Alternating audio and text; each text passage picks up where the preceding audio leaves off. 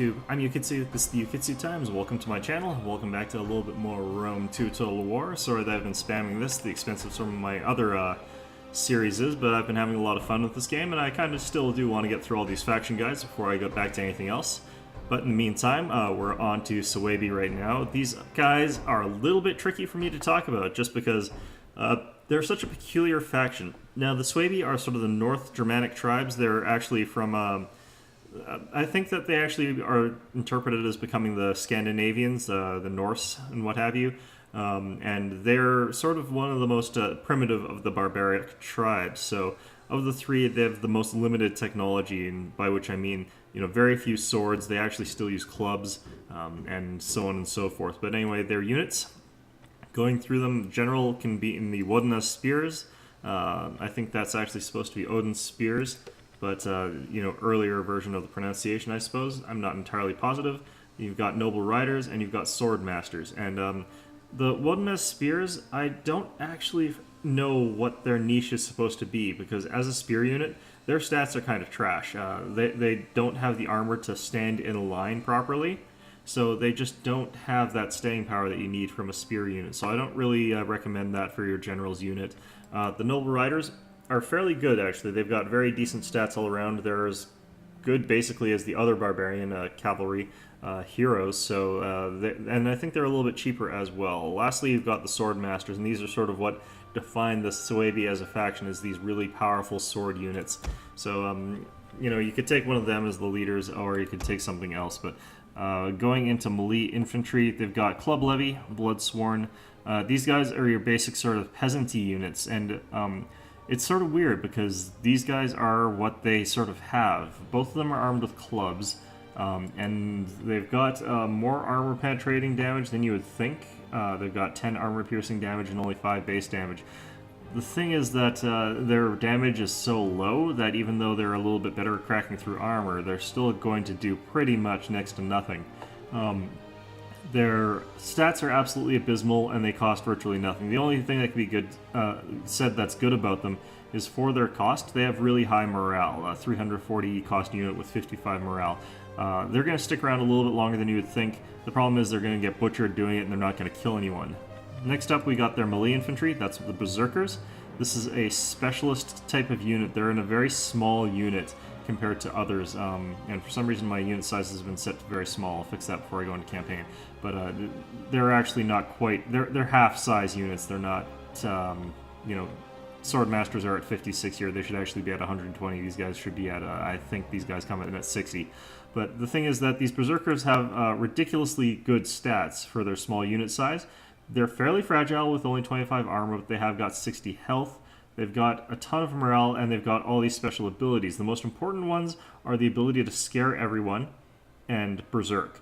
Berserk makes it so that these units will never break, essentially, while they're in that mode. They don't always go in it. You can't select when they do it, but when they do get into a Berserk rage, they can kill a lot of units, and they can sort of defeat much more expensive units, especially as they only cost 640. The Sword Masters are their mainstay melee infantry unit. They're incredibly potent in melee. They've got excellent stats all around, and they're just a very good unit. Again, they've got Headhunt, which is sort of that primary sword thing that you see in the barbarian tribes. It's a very good ability. Moving on from the melee infantry, we've got their missiles. They've got a very basic set, but unlike the Iceni, they've actually got longbows here, and these longbow hunters are not terrible, but the thing is that they're a little bit expensive. I think 390 is a bit too much to want to pay for these sorts of things. They have got Germanic slingers and Germanic youths. I think the Germanic slingers are sort of what they should be going for here, just because it's a lot less expensive than these longbow hunters. The good thing about the longbow hunters is that they have got the 25 missile damage, which you only typically see on more veteran longbow units, which means that they can be good at taking out opposing ranged units. The only problem with that is that they have less armor, I think, than even other ranged units, so that could be a problem. Next up, we've got their spear infantry.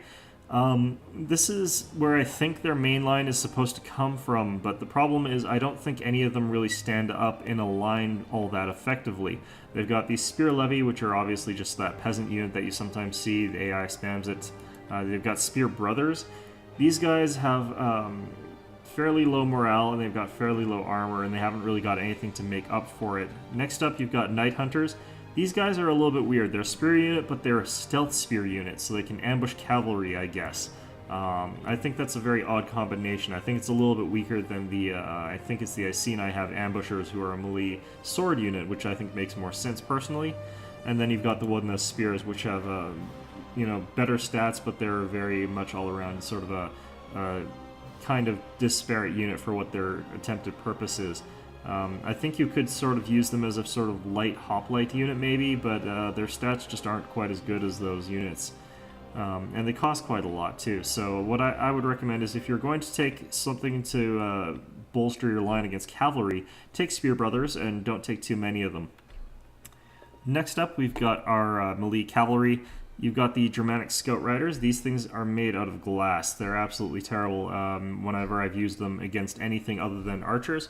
So if you want to have some sort of sacrificial cavalry that you can sort of charge into the enemy lines to get rid of a few units of archers before the main lines are drawn, these are what you would go for. Next up is the Noble Rider. These are the same sort of things as the Heroic Riders and for the Iceni.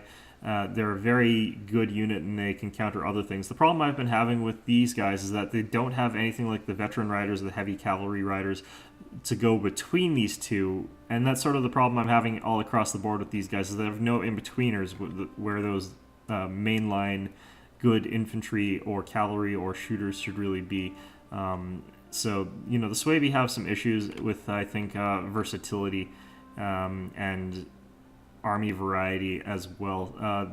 They've got nothing special. They don't have anything like the chariots for the Iceni, and they don't have anything like the war dogs for the Arverni or elephants or anything like that. So they're a little bit one-dimensional. And in multiplayer, if you ever play against a Suebi player in multiplayer, expect them to basically just spam sword masters, because that's sort of all they can really do. Anyhow, let's look at them in the campaign map. They are the Germanic tribes, and as you can see, they're quite far north. They're in Suabia.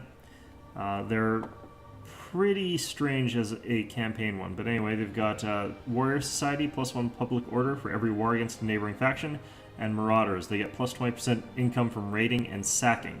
So these guys actually do want to burn down places. The problem with this is that they'll have a little bit of public order problems if they keep marauding, simply because they're going to end up with a lot of slaves. Next up, they've got Disdain for Foreign Cultures, plus 25% public order penalties due to presence of foreign culture, which again means that they're going to have more issues relating to public order. They've got Venerable Elders, which gives them plus 3% tax rate, and Tribal Conflict, which is plus 10% morale for all units when fighting barbarian factions, which they are absolutely surrounded by. So these guys are going to have absolutely no problems getting that plus 10% morale for all units bonus. So these guys are basically going to be fighting their neighbors a lot.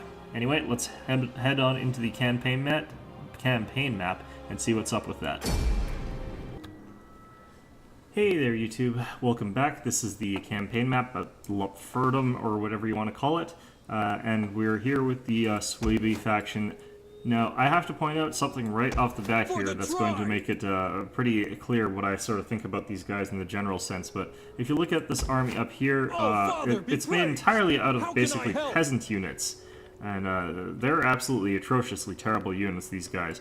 Pretty much everything that you've got at the start here is a really weak, ineffective unit. And, you know, there's not a whole lot you can necessarily do about that. Your buildings in Lupfurdum are also fairly meh. There's nothing too fantastic going on here. You kind of want to upgrade your field first, to start off with basically no food, but that leaves you without the ability to change this to the Barbarian Fortified City to increase your wealth a little bit. And of course, if you go in here, you also want to be building something else here. Now, the problem with the Suebi is that building an Artisan Lodge and then its upgrades doesn't give you any good troops right off the bat. What you actually need to do is get quite high up into the chain so that you can get Sword Masters, or you need to max out commons into the Mead Hall through the Meeting Hall chain up to the Berserkers, which is how you get those guys. So you can go in either direction here. You can get some slightly better troops than peasants if you take this chain, but it's still pretty brutal. Okay, so we're going to walk down to Casurgis with our spy here. You have to be careful how you do it. You don't want your spy going across the bridge to the north there, but as you can see, you still can't sabotage this bloody city from here. So, you know, the positioning of this is really unfortunate. The problem with this is that, like, your spy will block your armies, which I think was a bit of a peculiar choice there, but let's get these guys down here. Laying siege to their Now, we should have enough troops here to just outright take over Casurgis, but we're going to do this the proper way here and seeing what else we can bring along. I think my unit sizes are still set to small. Now, this isn't actually something I've tried to do yet here, but I suspect that if I replace him, I can... Let's see, Elder Chiefs, Elder Chiefs... Okay, so let's go with this guy, one of the Elder Chiefs. And we'll hire him. Yeah, that's what I thought. You can get Sword Masters if you replace your General, which makes your army a lot stronger in the general sense. You can hire some mercenaries here. As you can see, there are mercenary Celtic warriors. You're Germanic, so these guys are not the same as you, which is why they have, you know, better troops all in all. But anyhow, we've got the city of Casurgis.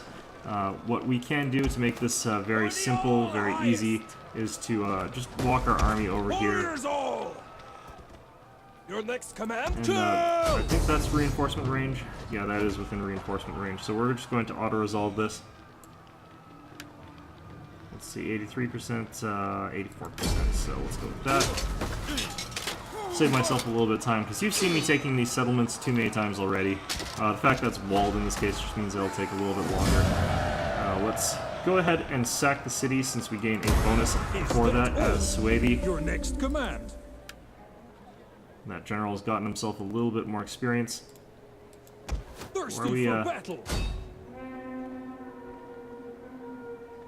What's going on here? Some horrible, horrible crashes occurred. Alright, 1 second.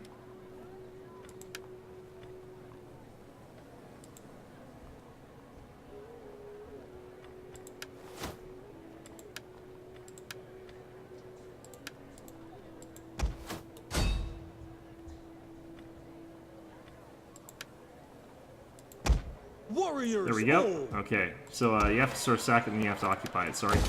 Anyway, let's get that fixed up there. And let's get this guy back to Furdum. We're going to force march him back up here so that we've got the extra happiness. And yeah, so that's basically our start early on as the Suebi. As you can see, this puts us into negative food. The starvation is going to be an outright bitch for a little bit of a time here, so what we could actually do is potentially just demolish that thing, but for now we're going to have to rely on the fact that we're upgrading this farm to a field here, which will help quite a bit. Other than that, we're going to have to start looking abroad for other places to take over. We could take Aluba, which is in this province, but way up there. We could take Esculasius, Callus or whatever, I can't pronounce that, which is just over there. That would be a reasonable place to take over. And then there's Rilguillon, which is a port city. So all of these places we'd want to unite under our banner. Let's go into our diplomacy here. As you can see, we've got some factions here that are part of our bloodline, and these people are more willing to convert to our side and to cooperate with us. So we're more likely to be able to cause them to join a confederacy, and we're not going to be able to do it yet, but join confederation causes them to outright become part of your faction. So you know, they aren't going to actually do that early on. You're going to need to become more powerful before anyone's willing to accept that. One of the easiest ways to cause people to join a confederation is to simply have them declare war on them, threaten them, intimidate them, and be more powerful than them, most critically. So once you've done that, it's usually a lot easier to take over these sorts of places. So we're going to go ahead and take ourselves, you know, the troops that we have access to are just so bad. It's just really, really bad here. But anyway, going through technology here, if you want to get the Berserkers, I think it is in Tribal Council. I can't really remember since I haven't really built that up yet. I haven't gotten far enough to get Berserkers with Suebi. Since, you know, you're just looking at all of the factions, it takes a little bit of time. Looks like it's probably actually in war somewhere.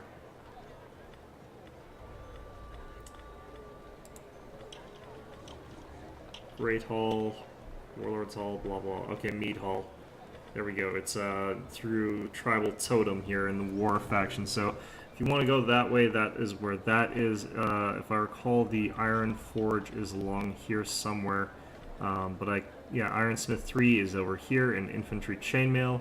That's when you can get the Swordmaster Infantry, which is pretty far down the tech tree, honestly.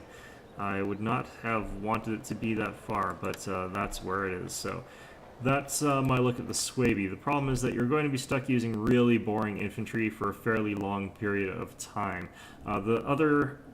The only beneficial thing about this is that you'll mostly be fighting other weak barbarian factions similar to yourself. So, for example, I'd probably attack Bedurgis if it weren't for the fact that it's a region capital.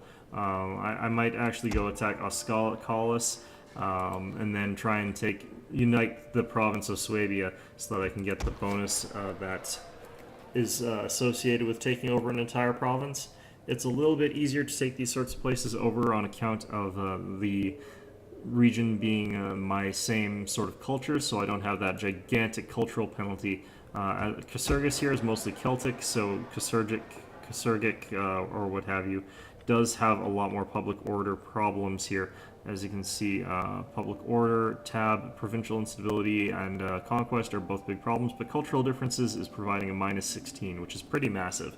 So we're going to have to convert this place somehow. The problem, of course, here is that we also don't have any population surplus to build a temple, so we're also going to have a long time before we can manage that. So just all around, Suebi is a little bit of a strange faction. Some people like playing as them just because they're quite different. You can take over these sort of places like Casurgis and Istros, and you're very much on even grounds to your opponent. But I just don't find their units interesting personally. I don't find that their abilities are any... I just don't think that their tech tree lets them gain anything interesting for a very long time. So it's just not really the faction for me. But you might like this if you want to sort of play your army more along the lines of something that's sort of even to your opponents, something that's sort of less likely to... just roll over everything like you can with Rome. So anyway, that's my look at the Suebi. I hope you found this informative, and we'll make sure to get a battle with these guys where things are going to be just as odd, but maybe a little bit less so. Okay there, YouTube, welcome back. We've got ourselves a Suebi force. We're up against the Spartans. Not really my favorite matchup, in all honesty, to be in here, since those pikes that those guys use are very vicious, so because of that, I've compensated by taking a gigantic wad of those very good ranged units that these guys have access to. I'm being sarcastic. Their ranged units are perfectly average. We're going to spread out our infantry here a little bit, and we're going to use our spears to guard our ranged units more or less as they run past our line from any cavalry that might try and get a bit cheeky and get around behind us. So here we go. We've got this. We're going to have our Swordmaster's general in the center there. Our noble riders are going to help out in the back here defensively, and then we're going to get our spears back here as well. So should recognize this formation from back when I was playing Shogun. Now this is not really a battle which I'm going to enjoy, just because I don't really like playing against Spartans with barbarian factions on account of my inability to properly engage their pikes other than through spam. Now this army is kind of spammy anyway. I've got 5 of these Swordmasters and I've got 3 Berserkers. These Spear Brothers are practically token, just because I don't really like having those sort of spam, but I have got a lot of ranged unit, I guess, to compensate. It's just a bit of cav is on the weak side, since cavalry not necessarily that important against Sparta, particular since they don't have any cavalry really of their own. Citizen cavalry, fairly weak, not too worried about them. So we're just going to advance in strength here and get a look at what he's got. I'm guessing he's got a lot of Spartan hoplites, a lot of Spartan hoplites. Okay, well actually no, I was expecting a lot more other phalanx troops there, but let's advance up to him. Now Spartan players do have a tendency to take a lot of missiles. He's got more than you expect, other factions to take with those 3 helmet archers. but we'll have more than enough guys to take that out. Now you might think, you know, bad charge for me here, but you know, my guys are going to be superior enough for that to not really be the case. Okay, so let's advance these guys here. I don't know what the hell these guys are doing.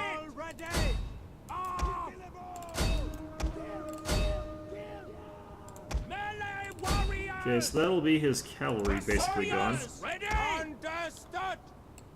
Not really sure what that attack was all about, but you know, people do things. People do silly things sometimes, so. Okay, that'll be his cav gone in just a second. He's taken out one of my ranged units, but that's fine. We're not too concerned about that. We have brought a lot of them. And it looks like they actually have a good chance of rallying, so.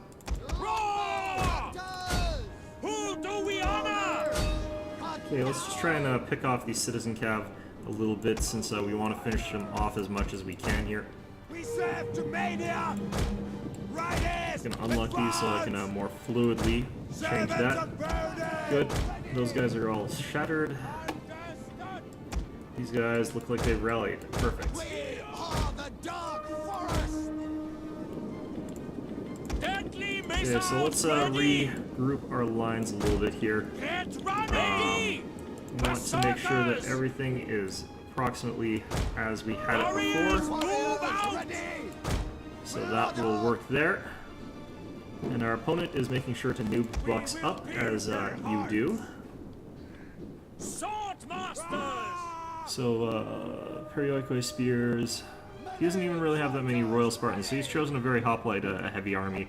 I don't really think that's how you play Sparta, but, you know, it's a pretty appropriate thematic way to play Sparta, I guess. He's got some Peltas that he's got hidden in these woods here that he's running up a little bit. My slingers are already working on him a little bit, though. Looks like he had them all hidden in here as a sort of a surprise ambush, but unfortunately for him, I've gotten a much more unpleasant surprise for him. I don't think he can make it back to his lines before my cavalry hits at least a couple of them, but we'll have to see how things go here. Yeah, I'm almost certain to catch up to him. Anyway, let's regroup these guys.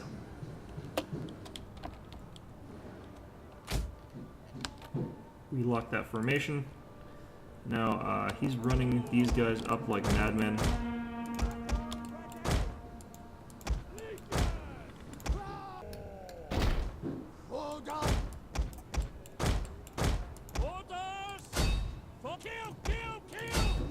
And looks like we're gonna get a couple of these archers, and we're going to also probably get this citizen cav here.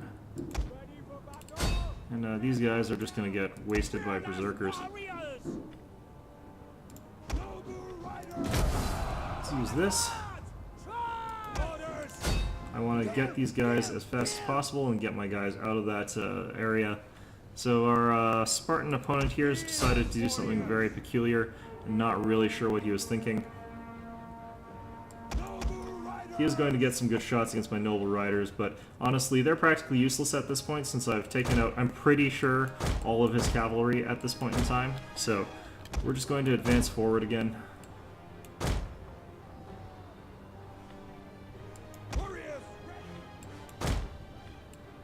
And we've got a pretty decent infantry swarm, and I'm pretty sure I've actually got quality against this Spartan opponent here with those Swordmasters, since our opponent didn't really choose the high-quality Spartan elite units like the Royal Spartans or anything of that nature, so he'll be down quite a bit by contrast to us.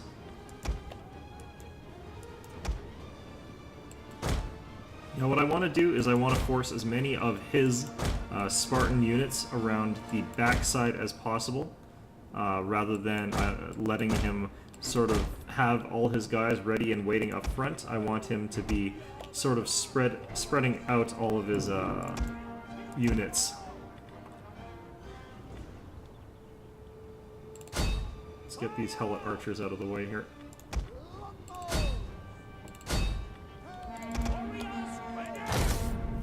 And if I can take out his archers, I'll be in a pretty good state. The problem is, of course, that these dramatic slingers have basically no armor, and they've got basically no health, so they go down pretty darn quickly.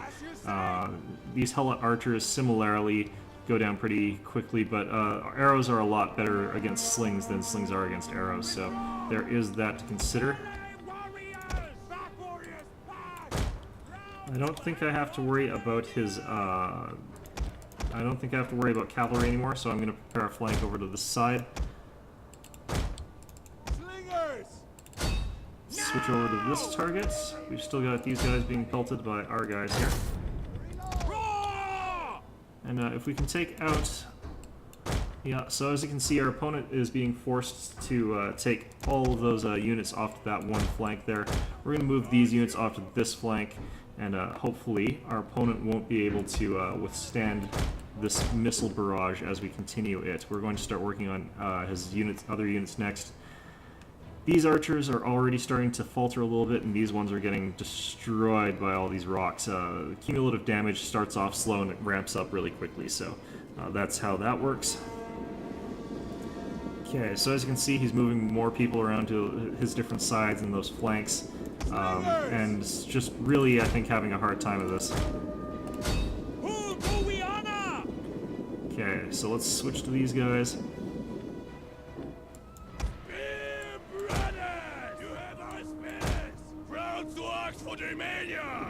That's, these guys sound actually like they've got a mental handicap or something. It's a very awkward voice that they've chosen there. Okay, so let's get rid of these helot archers. They're pretty much gone. They're gone. Okay, so let's switch our targets over to these Spartan hoplites. And just, you know, we took better shooting units for that sort of shooting fight. Our opponent took ones assuming that we were going to just rush right in there like some sort of spastic moron. We're not spastic morons, though. We're going to do this the right way. We're going to do this the proper way. So you can see he's bringing up some javelins. So we're going to start pegging at those guys as well.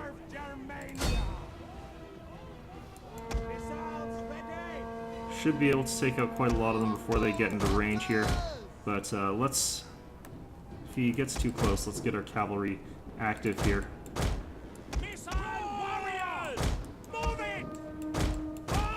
Okay, we're gonna just juke back a little bit here since I don't want to get hit too hard by those peltasts, but what I do want is to be able to wipe them out with cavalry. Okay, nope, he's backing them off. This gives us ample time to keep shooting at these guys. And this might seem a little unfair, and it is. This is sort of the fight between peltasts and other missile units when you are playing defensively. He needs to really consider what sort of missile units he's using and how they fit into that sort of niche in his army.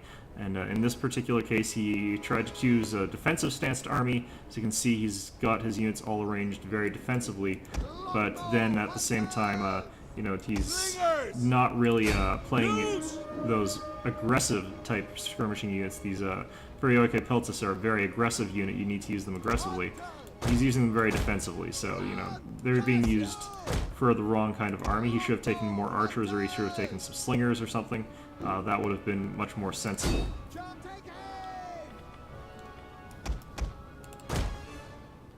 Okay, so he actually did get a javelin volley off, which is bad for me. We're gonna rapid fire these guys, try and get them down quickly. Yeah, he's running them away, and that'll give me free shots, and that should end that unit. We're still hammering away at a center line with our rocks here, and that's going to wipe him out pretty quickly. As you can see, it's already starting to cause some casualties. We're starting to run out of ammunition anyway, so it doesn't really matter what we do for this range fight from now on. Honestly, I can start letting him shoot his javelins straight into my guys, and that would be perfectly alright. Excuse me.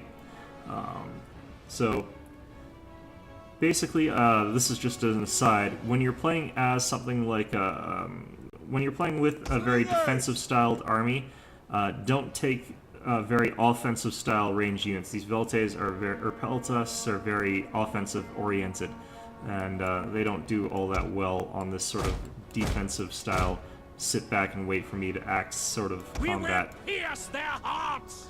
So two of our units of slingers are completely out of ammo, so we're going to turn off skirmish mode, we're going to turn off fire at will, and we're going to charge straight ahead at these guys. So our opponent, seeing that he absolutely cannot win at a ranged exchange now, has let me run out of ammo, and is getting ready to charge straight forward. So we're going to move counter to this.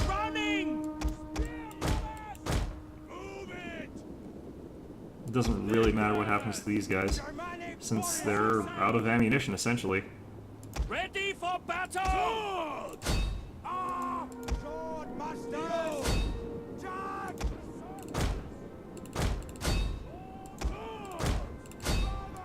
And we're just going to charge everything in here, basically. Ooh, he had even more shooting hidden over there, so we're going to shield wall these guys. Let's get ready! Tremble before us! As you say, battle ready! Let's charge these guys in there. Warriors ready! Now, our Suebi infantry are actually really strong, so we're going to be able to shred through these guys absolutely no problems. I don't even really care what happens to my cavalry, actually, at this point. So let's just charge in here. I do need these guys to perform a little bit better than I need my other guys to perform, so I'm going to let them get a bit tired. Let's attack those peltas there for no good reason. Let's get these guys to berserk it up, or not berserk, headhunt.